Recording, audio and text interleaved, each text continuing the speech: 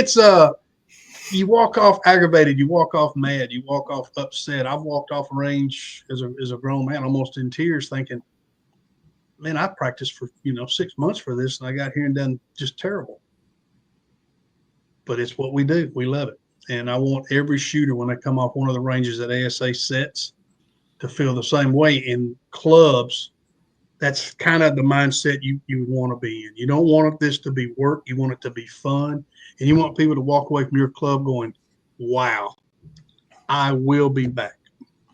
I think the biggest benefit I tell people is don't go buy gear, go to a big tournament, because that's where you kind of get to test yourself, see what you're made of, and manage the nerves. But at a Pro Am specifically, you know what you need walking off that range, and you get back and you got practice bags.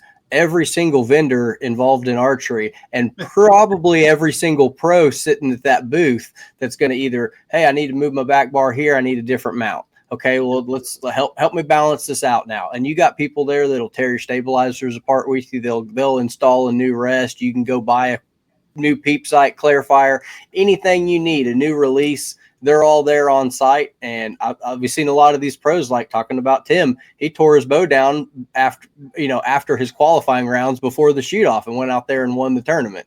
So it's a great environment to be at no matter what level you're at. Like you could be brand new and go out there and see, Scott's got a, long bar and a scope on there, and I'm out here with my bow hunting rig. You can get done with that round and probably buy a whole new setup and take it out and shoot it the next day if you're good at putting them together. Oh yeah. And it's like you said, it's people may find this hard to believe, but you would probably be surprised at how many pros that are there that'll drop everything they're doing to give you a hand. It really is. A lot of people think some of the pros are some of the bigger pros, they think they're unapproachable. They're not. All of them are very approachable. I really don't know any pro that I would say I probably wouldn't go up and talk to them because they're going to might bite your head off. No, they're all great.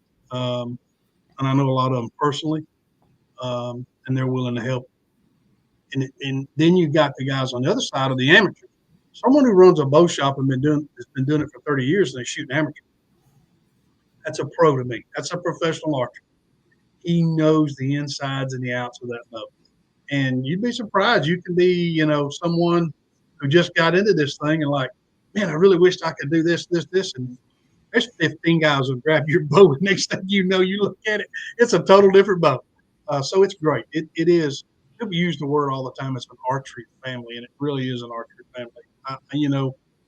Every year I can say as the tournament director on a national side or a federation side, going to different states inside the federation and seeing a lot of shooters. I only come across a situation once or twice, maybe a year that might aggravate me toward another shooter. Like, hey, come on, dude, don't talk like it in front of the kids, or hey, don't do this. Come on, just settle down. There's no reason for that type, getting that aggravated. But other than that, everybody's great. They really are. They're good people. They really are.